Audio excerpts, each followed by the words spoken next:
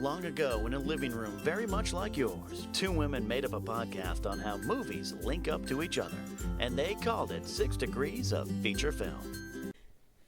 Hello, everyone, and welcome to the 6 Degrees of Feature Film podcast. I am Brienne, also known as Miss Movies. And I'm Stacey Howard. And we have a special guest today. We're going to get right into it. It's Alicia Malone. Hi, Alicia. Hey. Hi, I'm sorry. It's like traffic was late, and then I've got to leave for another screening. This is my life, guys. It's just like quick, go, it go. happens. Yeah, she's like one of the busiest ladies, I think, that I know. Because we've tried to do this for a while. my car, you know? That would be great. That's where I spend most of my day. Yeah, exactly. So we're going to get right into it. We're going to start our feature film today is Nightcrawler. And what we do on this show is we take our feature film, we branch it off into two films that share a similar link, and from those two films, we branch those off into two films that share a similar link to those films. So it's like a little puzzle, or a bracket, or a reverse bracket. Reverse bracket, yeah. So there it is, It's Nightcrawler. a sports term, which I don't even really know, like a bracket, I you guess. know. It's not my thing. This came out October 31st, 2014. If you haven't seen it, which you should see it because it's on Netflix. Yes. And it's been on Netflix for a while. I searched Jake Gyllenhaal's name, and all that came up was Nightcrawler and Proof. And I was like, I guess I'll watch Proof like at some point. I don't know anything about that. Anyways, when Louis Bloom, a driven man desperate for work, muscles into the world of LA crime journalism, he blurs the line between observer and participant to become the star of his own story. Aiding him in his effort is Nina, a TV news veteran. This is director Dan Gilroy, and he also wrote it as well. And he also wrote Real Steel and The Bourne Legacy, I'll have you know. Really? Yeah, I know. I remember seeing Nightcrawler. And of course, you know, I was going to say it because of Jake. I love Jake. And I just really like the mood of it. I like what Dan Gilroy did with the grittiness of showing LA and what it's like. And then doing the if it bleeds, it leads look at the news. And I used to work in a news station. And that was very much the way it was. It's all about the ratings. Right? How scary, too. Like, well... all right, bleeds at least. Yeah, people tend to forget that there's people behind these stories. They're like, oh, this will make a great story. Let's put this in. This will be the headline and we'll win over the other channel. Right. And it can get quite screwed up. The thing I liked about this movie, as well as how incredible Jake was, and obviously he lost a lot of weight, completely transformed for the role, threw himself into it, was how his character, Lou Bloom, doesn't really say anything that bad if you break it down. He's like a motivational speaker. Right. And everything he says, he's actually got a really good work ethic. He does. Yeah. All his monologues are things that I would hear in business school all the time.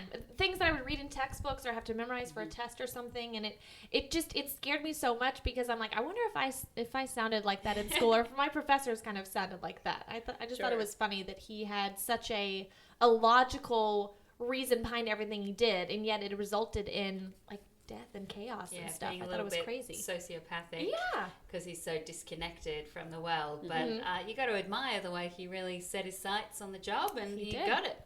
He did. And then didn't Jake Gyllenhaal, he said he was inspired, like he wanted Louis Bloom to be like a hungry coyote. That's why he lost all the weight, and he like barely blinks in the film. He's very gaunt, and he wanted the whole theme of like animals and devouring stuff like that was played throughout the movie, which I liked a lot. It's an amazing transformation, just acting-wise. To go from that and then to go to other films that we're going to talk about later, I'm blown away by his skill level. Yeah, and the incredible thing was he learnt every single line in the script, like forwards, backwards, so that they could jump in at any moment because they shot completely out of order. That is unheard of, because sometimes you just get the script the day of, or like rewrites to the script the day of. Yeah. So it was like they did a lot of night shoots, but they never knew which scene they were going to be shooting.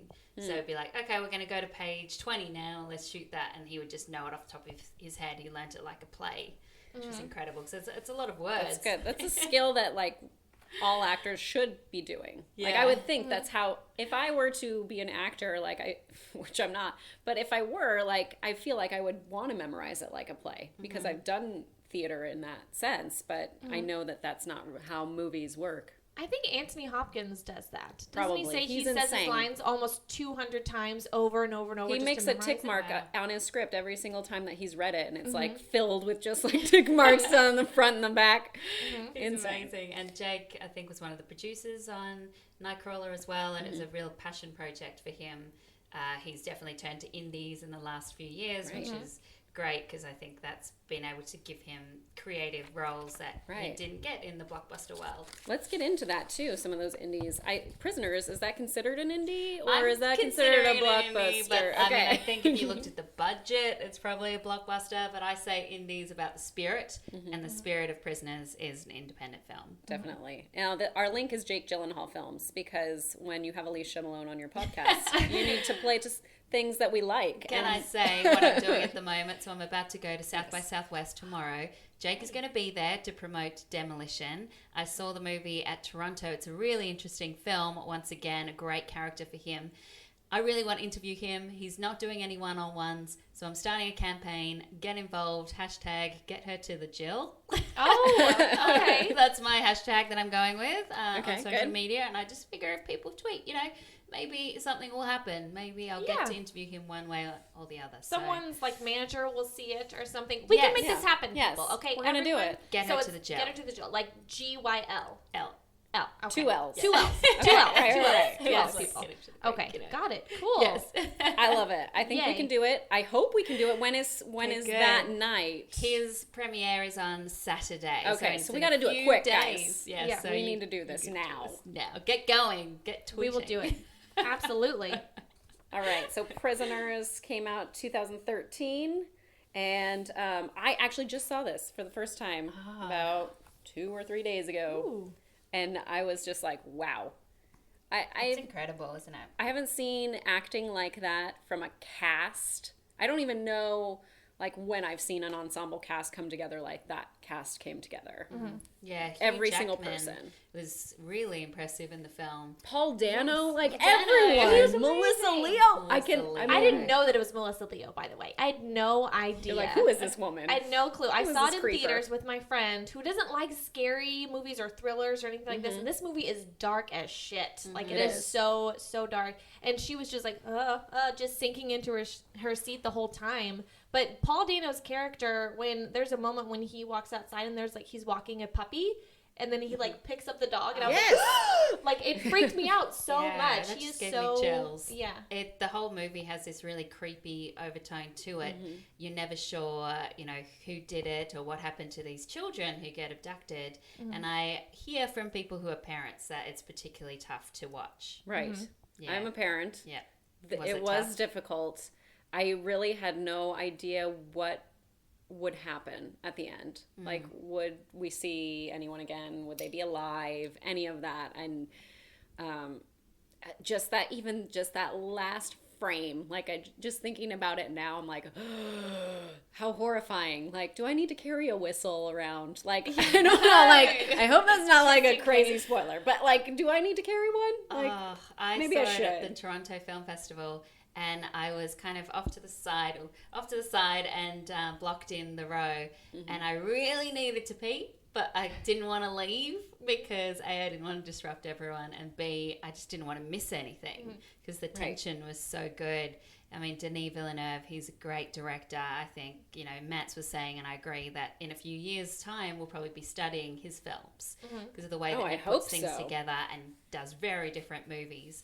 Roger Deakins, the cinematography in Prisoners is brilliant. And then Jake Gyllenhaal, what he brought to that role, just the little ticks, the little nuances he did. He did a little flick of the tongue. He did like the blinks. Yeah, a little blinking. And he just brought so many layers to his character as the detective. I definitely noticed like the intentional blinking, like as a choice, which I like. Maybe because Nightcrawler, there is no blinking, so you're like, I obviously noticed that he is choosing to do that for that character, which I appreciate. Yeah, I think he's really adding more and more layers to every performance he does, and Prisoners is definitely one of his best. I think we should be seeing. He's the next one that's like, when's he going to get an Oscar? For I me? know. Yeah, I For think sure. he should have got nominated for Nightcrawler. Yes, Absolutely. And Renee Russo, too, should have been nominated. I was was so great. mad that she didn't get She nominated. was really great, and Prisoners as well, I thought should have got more awards attention than it did. Right. Yeah. Let's move over to Source Code, which came out April 1st, 2011. I like this movie because of the fact that it has like a Groundhog Day feel to it, and trying to go back and like, okay, well, we got to do it again. We got to do it again. This isn't working. Go back. Yeah. The one thing that I didn't understand at the end, and maybe it's because I only saw it once and I haven't revisited it since then, is like, what? And this is a spoiler. What happens to the real person that he's inhabiting? I know. Like, where does that person go? I don't know. Where does that soul go? I don't know. Does I don't it know. go They're into in, his body? they're Like, in, do they fake swap? Chicago or whatever. They're in like their fake land or whatever. Well, the soul. I don't know. It's very confusing, and I think it's one you need to watch over and over. And there's probably massive plot holes in it Oh yeah. Sure. as well. But the way that it works the first time you see it, I think, is great because you're like, what is going to happen? And then when you see what happened to his character, like where he is in that little box, you know, it's just like, oh, it's so creepy. Jake was really good as always. Looked fantastic in that movie. He did. Very And handsome. Duncan Jones is a great director. Yes. He did Moon, and I've been waiting for him to do something just as good as that for a Right. while. He's doing the new what's Warcraft? it called? World of Warcraft movie, I'm right? not so keen on that one. You know, I don't know. I don't play World of Warcraft, so I don't think that movie's for me, but that doesn't mean that I can't necessarily enjoy it, right? Yeah. I don't know. I Yeah, think it there's just looks different like- layers. It looks like a lot of fantasy, a lot of CGI, a lot of orcs happening. Yeah. But source code I thought was pretty good. Still prefer Moon, but you know, I'll watch anything with Jake. Right. Very I true. like Michelle Monaghan, too. But yeah, I really like her, and she was actually the first person I ever interviewed.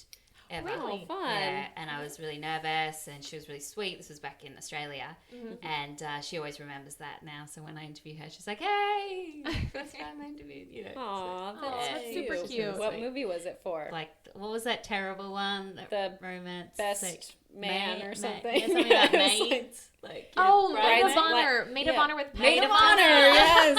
That's it. Yeah. Oh my gosh, my mom loves that movie. She like watched it. Yeah, Maid of Honor. I'd done a couple of red carpets before, but she was the first like sit down one-on-one, and I was like, oh, I'm so nervous. It's Those fun. are Oh, now you're a veteran. Like, Yeah. you've got pro. this. You're like, oh, I got this Now I'm today. like, All yeah, I right. interviewed Jake for Source Code. I interviewed Jake for Prisoners. Now, when was it that, just out of curiosity, when was it? Was it Prisoners when you're like, oh, I'm going to be interviewing, my future husband, to No. Hugh Jackman, like talking about Jake, and he's like, does he know that? I was trying to get Hugh Jackman involved.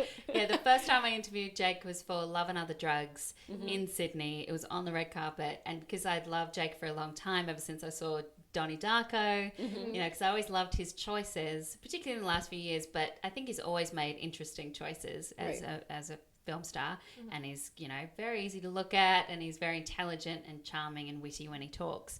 So I had told everyone, I'm going to be sassy and be like, hey, future husband, when he comes up to me. So he came up to me. I was like first in the line. He came up and I said, hey, future husband. And he was kind of looking down. And he goes, I don't believe you're not married. Show me your left hand. And he looked up and it was like, oh. And I said, and this is on camera somewhere, I said, which one's my left hand? And he looked at me. He was like, that one? I said, I'm sorry. Okay. You're like, you caught me off guard. Yeah. And then we had a great chat, and he's just so nice and so warm. And he plays along with the joke. So Right. I don't think he ever remembers me every time What? I go No into way. Every No time I go way. into the room, I'm like, hi, Jake. And he's like, nice to meet you. And I die inside. I'm like, oh, okay. But then as soon as I say, hi, future husband, he's like, oh, yeah. And now he waits till the cameras are rolling. And then he's like, so we're going to talk about marriage. And he throws things back at me because he knows he can throw me off. Like, I think I'm cool going, yeah, future husband. And he's like, oh, so when we have coffee in the morning? And I'm like, but anyway, let's move on. I love it. funny. I love it. All right. Well, let's go ahead and go into what we have that branches off of our movies. Do you want to Yes. start first with what branches off of Prisoners? Yeah, one that we were talking about is Enemy. Yes. And that branches off Prisoners, obviously, for the Jake reason. You get double Jake Gyllenhaal That's in right. Enemy, and also because it's directed by Denis Villeneuve. And I saw it at Toronto at the same year that I saw Prisoners. So Right. this kind of blew my mind that a one director could do such different films. Yes. Enemy is a strange movie, particularly the ending. No spoilers, but Right. it's crazy. But I love anything like this. It's kind of the doppelganger, the movie that really plays with your head. And Jake is great at being both the evil twin and then the really nice one. Right. Now, this is another one that I just saw the other day. So I was like, Prisoners, Enemy. Like, we'll just we're Double going hit. through Boom, this boom. Jake Gyllenhaal marathon, then Jarhead. And, I we'll do go love through Jarhead all of too, it. Yeah. But I had already known when Enemy came out, it came out at a time where my kids were really young. I couldn't get to the theater. I couldn't really see anything. And I was obsessed with the story because I saw the trailer and I was like, I need to know. I have to know what happens in this film. Yeah. Same with Prisoners. I was very obsessed with it. And the only way that I could actually like be a part of it is by reading this story. And I didn't read the book because I just don't have time to read books when I'm, breastfeeding small children.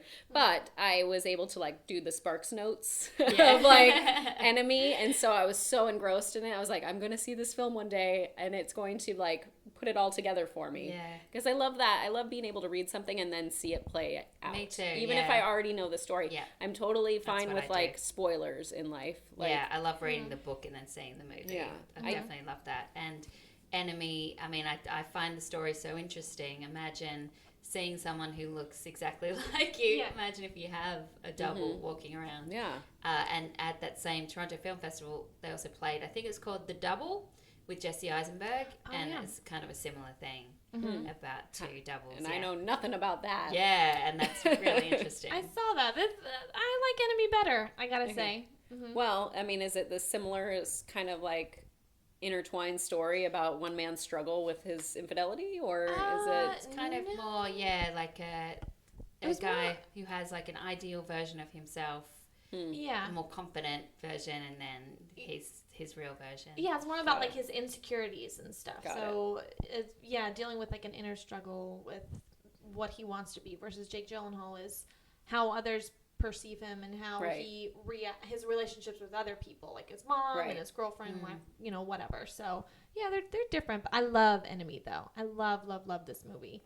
It really Yeah. freaked me out though. All the little symbolisms and like the theme with spiders and everything. It just, you can watch this movie 1,000 times and not catch everything because there's so Right. many little hints as to what's going on. Yeah, and you can read into it as much as you like, or you can watch it on surface level. I like the idea of having, split personality and two different versions of yourself. And I'm always someone who's wondering, like, how do I appear to others? And how do, if people just see Right. me on the internet, like, Yes. what do they think of me versus meeting me in real life? right? The internet is Yeah. totally how you perceive yourself on social media. Like, is totally different from who I Yeah. am in person. Because I'm like, I'm really awkward. Like, I might seem kind of confident online, but I'm totally awkward in life.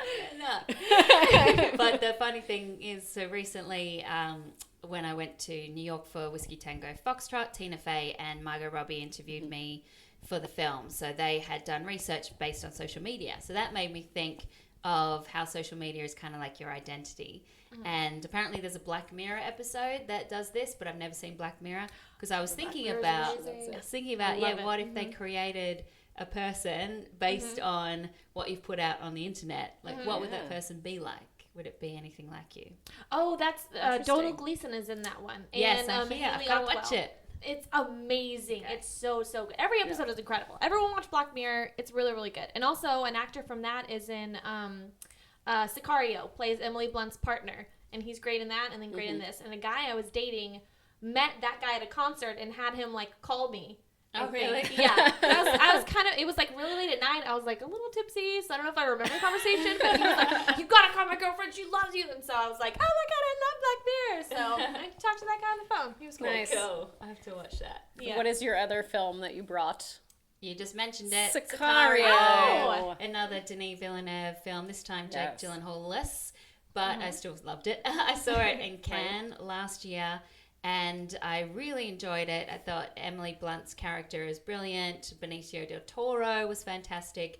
Sicario means hitman in Spanish, and I love the way that the film's perspective changes throughout the film. So you go in thinking that you're following Emily's character, and Yes. then you realize you're following Benicio's character. I love it. And then more of him gets revealed. And once again, like Denis does so well, the tension is incredible. And the cinematography, Roger Deakins once more. I remember I saw it in Cannes, and I was like, this is going to be nominated for all the Oscars. And then, nope.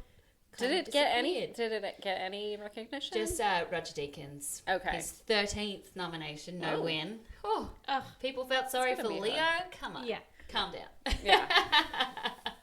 He's like, Leo I was keep also coming here deserving. and I keep going home. It's really unfortunate. Now, I heard that they're going to do, what was it, like a prequel or a spinoff or something with Benicio del Toro's character, which, That's right. yay, because that part of the film was incredible. Everything in the Yes. film was great, but I was riveted by his performance, the story, how you don't know anything. They cut out like 100 lines of dialogue from him because they were going to explain everything that happened with him, and Right. he was like, no, we don't need to know anything, just this scene and Right, the dinner because when scene. you And, meet like, that's all someone, you why need. would you tell them your life story? Yeah, exactly. Exactly. You got to So, cut that out. Yeah. Yeah, and I love what Denis was saying. I remember reading lots of interviews with him about Sicario, and he was talking about Emily Blunt and how every time he was pitching the movie to the studios, they would say, oh, but can't it be a male character at the centre? And he would say, no, the whole way through. And then they'd be like, but can't we make her more feminine, you know? And they'd be like, no, she's a CIA agent. This is how she would act, you know? So, yeah, I love that. I love his support of women. That's excellent. Let's get into our two films that go off of source code, and we'll just do it kind of like together. Yeah, sure. If that works. So from source code, we decided to go with like movies that have a similar theme where you keep going and Kinda keep redoing. redoing. Yeah. So we have Groundhog Day and Yay. Edge of Tomorrow. Live, die, repeat, if you will. Both of Right. which go through that similar theme of, all right, we got to try it again. Until it's perfect, we're going to keep doing this. Yeah, which is both interesting or appealing, I should say, or and also terrifying at the same time to be locked in the one day and how do I Right. get out of it. Live, Die, Repeat, Edge of Tomorrow I thought was really well done. That it felt kind of like a video game where you reset, start again, but it had a great story to it. It works as well if you really tear it apart. The timelines all work. Once again, Emily Blunt. Right? Love her. Fantastic. I love that Tom Cruise plays kind of like a wimp. Yeah. Like that's the best part of the whole thing is Yeah, like new he's for playing him. so different than he normally plays. And I was just like, I kind of like this. Yeah, she wow. outshone Tom Cruise, action star Tom Cruise, Yeah. and Emily Blunt's like, psh, swat him aside. No, Yes, that's all right. And I got to visit their set. Oh, yeah. Sorry, I'm just dying. Got to visit Oh, the set of Edge of Tomorrow. You got to wear And I the did. costume, right? Yes. Oh, So I my got to goodness. wear the costume, which is really heavy, by the way. Something like 20 pounds or something my gosh. crazy. And I couldn't even lift my arms in it. That was the big exoskeleton. And then I got to wear the other costume and do a scene. And I'm sure you guys have seen that. It's ridiculous Yes. because I can't run. But I felt like a badass when I was doing it. And then when I watched it, I was like, why am I smiling right now? Why is doing that? But Emily Blunt was incredible. That yoga move she does. She must have Yes. done that so How many times? And She's they like, used to- I've got this now. Yeah. Just like mermaid, like Ariel on the rock. Yeah. He used to use a wire, and she was like, I don't need a wire. I got this. That's her really doing that move. She's a incredible. badass. And then Groundhog Day is just a classic. It's one that you can watch over and over again. Funny. Yes. Bill Murray is so great. I love the layers of Bill? like how he goes Bill? through each day and like Yeah. sometimes he's really upset the whole time He and other tries to times kill he's like, himself for a while. Yes. Yeah. They say what exactly 38 days are depicted, but like they thought at least like 10 years had gone by like of him my trying to gosh. do it. I'm like, how would that be actually just filming this? It would probably be pretty easy to film in terms of like, but it would be so long and grueling. Like we're gonna sit in this diner for 10 weeks maybe. Yeah. Like Just trying to keep get going, the keep same going. scenes over and It over must have been again. so hard to edit because it's the same scene, the same clothing, everything. Continuity. Yeah, exactly. And you have to do these like little nuances. And So everything. good job, editor. Yeah. Yeah, I love that scene. Yeah, when it's like, and then this is gonna happen, and this happens, this happens. When he's telling Andy McDowell, trying to convince her, it's like that's great. I mean, the whole movie's It's fantastic. Groundhog Day. It's Bill Murray. Groundhog It's Bill. Day. I know he was bit by the groundhog. That's Was too he? bad. Was he? Twice. That doesn't shock me at all. He had to have some rabies shots. Poor guy. And Michael Shannon's film debut. That's Feature film right. debut. Oh my gosh. Yes, a tiny little bit. He's so funny. I love Michael Shannon. He is good. I want to see more of him that's not Zod. Like, because I know he's good. I know he can do, like, what was that? Take Shelter. Like, he can do He's amazing. in Mud. Mud. Watch He was great in Mud. Everything he does is incredible. Yeah, and I'm looking forward to seeing him in Midnight Special at South by Southwest. That looks so good. It looks really good. Yeah. I got to see the trailer. I It's don't like know a anything new- about it. We watched it on concession stand. Okay. Remember, it's like the horror film anthology. One. Southbound? No. No, That no, was not Southbound. No. Wait. Oh, Yeah. maybe I'm getting this confused. I don't- Midnight Special is where Midnight it's like the Special, little boy yes. with Yeah. powers. Something. Okay. Okay, Yes. okay. All right. Okay. Powers, and Michael Shannon's the father, but it's the nice. same director as Mud and Take Shelter. Okay. Okay. Great. Okay. I'm going to look it up. Yay. All right, well, we are here at the end of our podcast. We went from Nightcrawler to Prisoners and Source Code. From Prisoners, we went to Sicario as well as Enemy. And from Source Code, we went to Groundhog's Day and Live, Die, Repeat, or Edge of Tomorrow, whichever you would like to call it. But now we're at the end, so we come to our movie link tweets. I tweet out from the first link, which was Jake Gyllenhaal films. I tweet out, what is your favorite Jake Gyllenhaal film? And I got plenty back. Ford Lazarus and Film Notion say, Donnie Darko, Matt Brown says, The Day After Tomorrow. And he said, you said favorite, not best. And I was like, okay. Dave Grimes says Zodiac. Mike Espinoza says October Sky. Dr. Zoidberg says Brokeback Mountain. Friar Tuck says Source Code and Nightcrawler. Mr. Tusk says Prince of Persia. Nathan Mack says Source Code. And Travis of Marvel says Nightcrawler.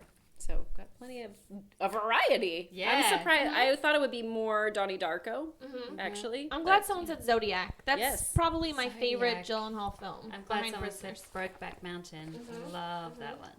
Oh gosh. Okay. Oh wait, we link it to Kevin Bacon. Oh yeah. Because 6 Degrees of Kevin So Bacon. Kevin Bacon was in Apollo 13 with Bill Paxton, who was in Nightcrawler with Jake Gyllenhaal. So Nice. there you go. Now we get to the part of the Yes. show, my least favorite part. So what happens is we have this bit going where Stacy does a really bad impression of Rocky. Oh, yes, We've I've heard discovered this. this. And so now we have her do a scene from whatever our feature film is. So Great. she is going to be playing Rick. Oh, I need to play Lou. Yeah, you right? can play Lou. So you just say that first little Okay. line. So go ahead. So this is if Sylvester Stallone were As playing Rocky. Rocky, whereas the part of Rick in Nightcrawler. yes. Wow. Here we go. Love Oh it. God. Okay. Here we go. Why hire you? Sell yourself. Go. Okay. Well, I'm Rick, of course. I took 3 buses to get here. I finished high school. I need a job. I'll do just about anything. That's me. Hire Rick. Love it. Very nice. So Good good. job. Better than I could do, trust me. I couldn't do it. Thank you so much, Alicia. Thank you for having was me. great. Thank you. Let us know where we can find you. I know all your shows, profiles. Yeah, profiles, and on my YouTube channel, which is Movies on My Jam, you can see Girls on Film. You can see Indies on My Jam. Me and Matt do some reviews on there as well, and I'm going to be doing some vlogs daily from South by Southwest. Get her to the Jill, and then you can tweet me anytime at Alicia Malone. Nice. Stacy? You can find me at SOHoward2012 on Twitter. Nice. Where can we find you? You can find me on Twitter every goddamn day at Miss Movies. And that's it. Thank you so Yay. much. Thank you. Can I just say before you leave, Yes. thank you for everything you do for women in film. Yes. I really, really love your you. work. You're so passionate and so committed and so wonderful. I was like so honored to have you on the show today. Oh, As thank am you. I. I appreciate it, and I love what you guys are doing. So keep it up, Thank ladies. you. Thank Keep you. representing. We will. Check out her TED Talk. Yes. Yes, Which is on YouTube. absolutely. Yeah, Incredible. Thank you. We will see you all next time. Thanks for joining us. Thanks. Bye. Bye. Bye. Bye. Bye. Bye. Bye. Bye. Bye. 6 Degrees of Feature Film is produced by Stacey Howard and me. Special thank you to Ken Knapsack for our intro and Matt Brown for our artwork.